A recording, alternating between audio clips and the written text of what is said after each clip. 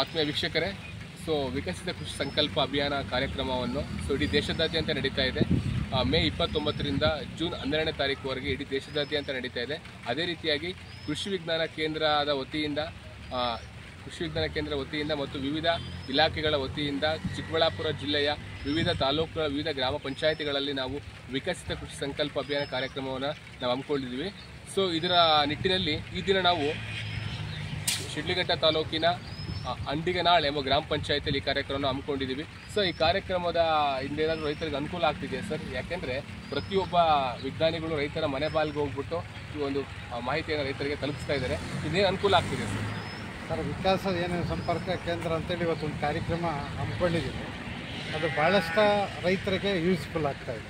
ಯಾಕೆಂತಂದರೆ ಇತ್ತೀಚಿನ ದಿನಗಳಲ್ಲಿ ಟೆಕ್ನಾಲಜಿ ಭಾಳಷ್ಟು ಮುಂದುವರಿತಾ ಇದೆ. ಆದರೆ ಏನಾಗಿದೆ ಅಂತಂದರೆ ಈ ಗ್ರಾಮೀಣ ಭಾಗದಲ್ಲಿರ್ತಕ್ಕಂಥ ರೈತರಿಗೆ ಇನ್ನೂ ಸಾಕಷ್ಟು ವಿಷಯಗಳನ್ನು ತಲುಪಬೇಕಾಗಿದೆ. ಏನು ಇವತ್ತು ಈ ವಿಕಾಸ ಏನು ಒಂದು ಕಾರ್ಯಕ್ರಮ ಹಮ್ಮಿಕೊಂಡಿದ್ದೀರಿ, ಅದು ಕೇಂದ್ರ ಮತ್ತು ರಾಜ್ಯ ಸರ್ಕಾರಗಳಿಂದ ನಿಜವಾಗ್ಲೂ ಅದು ಎಲ್ಲ ರೈತರಿಗೆ ಅನುಕೂಲ ಆಗ್ತಾಯಿದೆ. ಮತ್ತು ಆ ಕಾರ್ಯಕ್ರಮದಲ್ಲಿ ಏನು ಮಾಡ್ಬೋದು, ಈಗ ಮಣ್ಣಿನ ಫಲವತ್ತತೆಯಲ್ಲಿ ಸುಮಾರಷ್ಟು ಜನ ರೈತರು ಇಲ್ಲಿ ಭಾಗವಹಿಸಿದ್ದಾರೆ. ಆ ಮಣ್ಣಿನ ಫಲವತ್ತತೆ ಇರ್ಬೋದು, ಹಸಿರ ಗೊಬ್ಬರ ಇದ್ರದ್ದಿರ್ಬೋದು, ಮತ್ತು ಜೀವಾಮೃತದ್ದಿರ್ಬೋದು, ಮತ್ತು ಈಗ ಏನು ರಾಸಾಯನಿಕ ಮುಕ್ತ ಮಾಡಬೇಕು ಅಂತೇನು ಆಗ್ತಾಯಿದೆ.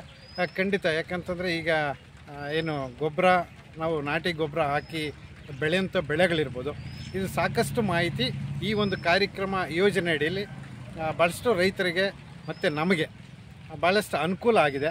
ಖಂಡಿತ ಈ ಒಂದು ಕಾರ್ಯಕ್ರಮ ಇದೇ ಥರ ಮುಂದುವರಲಿ. ಪ್ರತಿ ರೈತರು ಮನೆ ಬಾಗಿಲಿಗೂ ತಲುಪುವಂಥ ವ್ಯವಸ್ಥೆ ಸರ್ಕಾರ, ಕೇಂದ್ರ ಮತ್ತು ರಾಜ್ಯ ಸರ್ಕಾರಗಳು ಮಾಡಿಕೊಡ್ತಾ ಇದೆ. ಖಂಡಿತ ಅದನ್ನು ನಮ್ಮ ರೈತರುಗಳು ಸದುಪಯೋಗ ಪಡಿಸ್ಕೊಳ್ತಾ ಇದ್ದೀವಿ ಅಂತ ಹೇಳ್ತಾ ಈ ಮುಖಾಂತರ ಭಾಳಷ್ಟು ಈ ಒಂದು ಕಾರ್ಯಕ್ರಮದ ಜೊತೆಯಲ್ಲಿ ವಿಶೇಷವಾಗಿ ಈಗ ದ್ರೋಣದ ಒಂದು ವ್ಯವಸ್ಥೆ. ಯಾಕಂತಂದರೆ ಮೊದಲೆಲ್ಲ ಸ್ಪ್ರೇಗಳು ಮಾಡಬೇಕಂತಂದರೆ ಬೂಮರ್ ಬಳಸಿ ನಾವು ಸ್ಪ್ರೇ ಮಾಡ್ತಕ್ಕಂಥದ್ದು. ಇವತ್ತು ನಮ್ಮ ಮುಂದೆ ಕಾಣ್ತಾ ಇದೆ ದ್ರೋಣು. ಅಂದರೆ ಇವತ್ತು ನಾವು ದ್ರೋಣಲ್ಲೂ ಕೂಡ ಈಗ ರೈತರು ಏನು ಬೆಳೆಗಳಿಗೆ ಸಿಂಪಡಣೆ ಮಾಡಲಿಕ್ಕೆ ಭಾಳಷ್ಟು ಅನುಕೂಲ ಆಗಿದೆ. ಅಂದರೆ ಇವತ್ತು 1 ಎಕರೆಗೆ 600 ರೂಪಾಯಿ ಅಂತಂದರೆ ನಮಗೆ ಕಡಿಮೆ ಖರ್ಚಿನಲ್ಲಿ ಕೂಡ ನಾವು ಅದನ್ನು ಸದುಪಯೋಗ ಪಡಿಸ್ಕೊಳ್ಬಹುದು. ಮುಂದಿನ ದಿನಗಳಲ್ಲಿ ಖಂಡಿತ ಈ ದ್ರೋಣ ವ್ಯವಸ್ಥೆ ನಾನು ನೋಡಿ ಭಾಳ ಖುಷಿ ಆಯಿತು.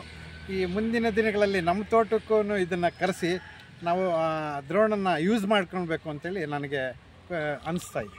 ಕೇಳಿರಲ್ಲ ವೀಕ್ಷಕರೇ, ಒಟ್ಟಾರೆಯಾಗಿ ನೂತನ ತಂತ್ರಜ್ಞಾನಗಳು ಮತ್ತು ಸಾವಯವ ಕೃಷಿಗಳ ಮುಖಾಂತರ ಏನಾಗುತ್ತೆ, ರೈತನ ಖರ್ಚನ್ನು ಕಮ್ಮಿ ಮಾಡಿ ರೈತನ ಆದಾಯವನ್ನು ಹೆಚ್ಚು ಮಾಡುವಲ್ಲಿ ಎಲ್ಲ ಇಲಾಖೆಯವರ ಸಮ್ಮುಖದಲ್ಲಿ ಈ ಕಾರ್ಯಕ್ರಮವನ್ನು ಹಮ್ಮಿಕೊಂಡಿದ್ದೀವಿ. ಒಟ್ಟಾರೆಯಾಗಿ ರೈತರನ್ನೆಲ್ಲ ಅನುಸರಿಸಿದ್ದೇ ಆದರೆ ರೈತರಿಗೆ ಖಂಡಿತವಾಗಲೂ ಲಾಭ ಇದ್ದೇ ಇದೆ. ಧನ್ಯವಾದಗಳು.